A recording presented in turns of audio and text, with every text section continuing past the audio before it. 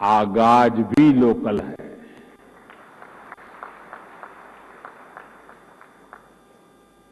आज 21वीं सदी के विकसित होते भारत के सामर्थ्य का, उस सामर्थ्य को देखने का, उसके प्रदर्शन का एक विशेष दिवस है। आजादी के अमृत महोत्सव के इस ऐतिहासिक कालखंड में 1 अक्टूबर 2022 ये तारीख इतिहास में दर्ज होने वाली है।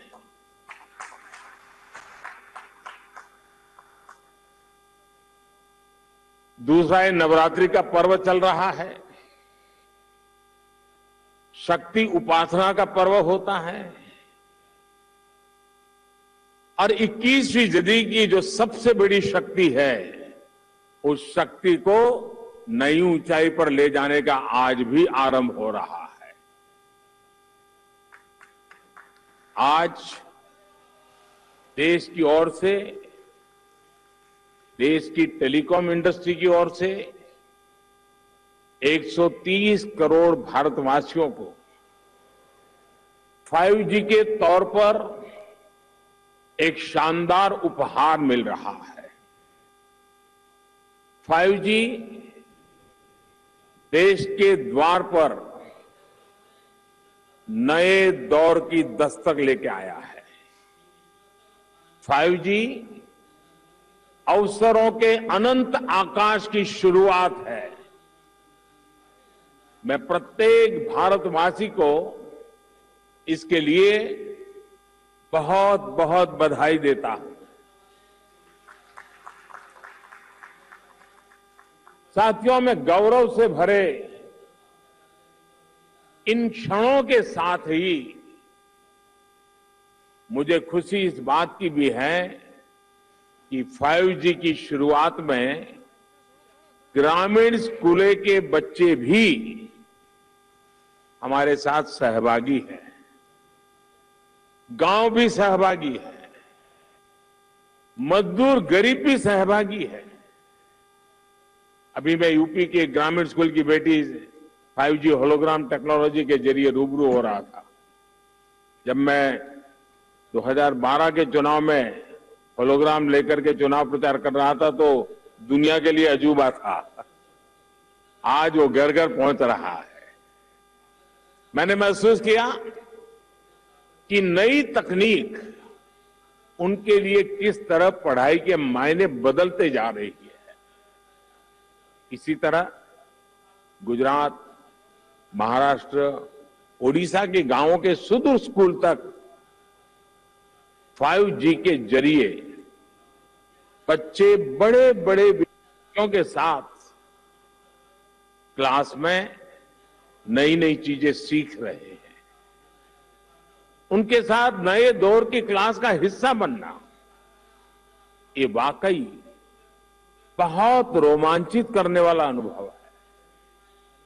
साथियों, 5G को लेकर भारत के प्रयासों का एक और संदेश है, नया भारत।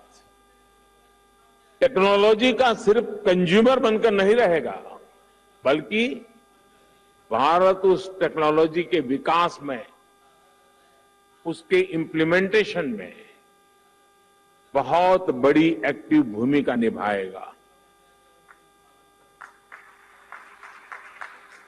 भविष्य की वायरलेस टेक्नोलॉजी को डिजाइन करने में, उससे जुड़ी मैन्युफैक्चरिंग में भारत की बड़ी भूमिका होगी।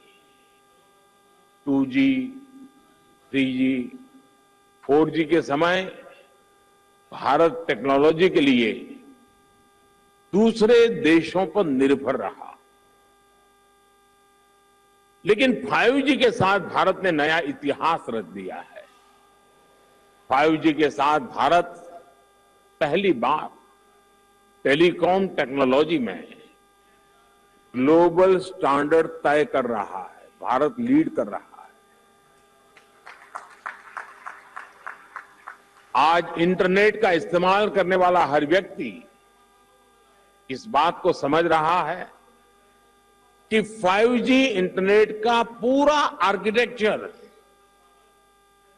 बदल कर रख देगा। इसलिए भारत के युवाओं के लिए आज 5G बहुत बड़ी अपॉर्चुनिटी लेकर आया है। मुझे खुशी है कि विकसित भारत का संकल्प लेकर आगे बढ़ रहा हमारा देश दुनिया के अन्य देशों के साथ किस तरह कदम से कदम मिलाकर चल रहा है। ये भारत की बहुत बड़ी सफलता है। डिजिटल इंडिया अभियान की बहुत बड़ी सफलता है। साथियों, जब हम डिजिटल इंडिया की बात करते हैं तो कुछ लोग समझते हैं कि ये सिर्फ सरकारी एक योजना है, लेकिन डिजिटल इंडिया सिर्फ एक नाम नहीं है, ये देश के विकास का बहुत बड़ा विजन है। इस विजन का लक्ष्य है उस टेक्नोलॉजी को आम लोगों तक पहुंचाना जो लोगों के लिए काम करे और लोगों के साथ जुड़कर काम करे। मुझे याद है जब मोबाइल सेक्टर से जुड़े इस विजन के लिए स्ट्रेटेजी बनाई जा रही थी तो मैंने कहा था कि हमारी अप्रोच टुकड़ों टुकड़ों में नहीं होनी चाहिए, बल्कि होलिस्टिक होनी चाहिए।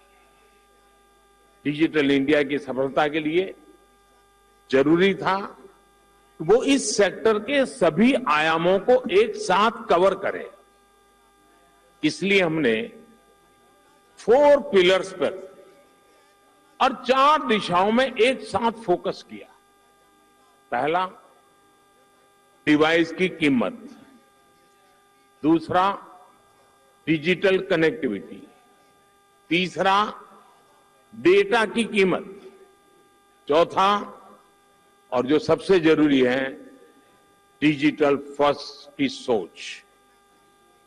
साथियों, जब हम पहले पिलर की बात करते हैं, डिवाइस की कीमत की बात करते हैं, तो एक बात बहुत स्पष्ट है, डिवाइस की कीमत कम हो सकती है जब हम आत्मनिर्भर हो। और आपको याद होगा बहुत लोगों ने आत्मनिर्भर की मेरी बात की मजाक उड़ाई थी।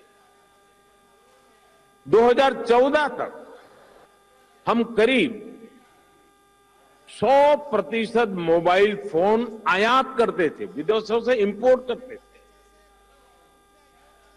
और इसलिए हमने तय किया कि हम इस क्षेत्र में आत्मनिर्भर बनेंगे। हमने मोबाइल मैन्युफैक्चरिंग यूनिट्स को बढ़ाया। 2014 में जहां देश में 2 मोबाइल मैन्युफैक्चरिंग यूनिट्स थी, 8 साल पहले 2, अब उनकी संख्या 200 के ऊपर है।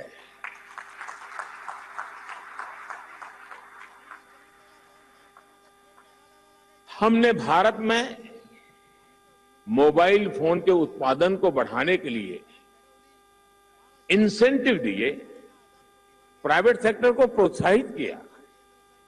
आज इसी योजना का विस्तार आप पीएलआई स्कीम में भी देख रहे हैं। इन प्रयासों का नतीजा बहुत पॉजिटिव रहा। आज भारत मोबाइल फोन उत्पादन करने में दुनिया में नंबर 2 पर है। इतना ही नहीं, जो कल तक हम मोबाइल इंपोर्ट करते थे, आज हम मोबाइल एक्सपोर्ट कर रहे हैं, दुनिया को भेज रहे हैं। जरा सोचिए, 2014 में 0 मोबाइल फोन निर्यात करने से लेकर आज हम हजारों करोड़ के मोबाइल फोन निर्यात करने वाले देश बन गए हैं।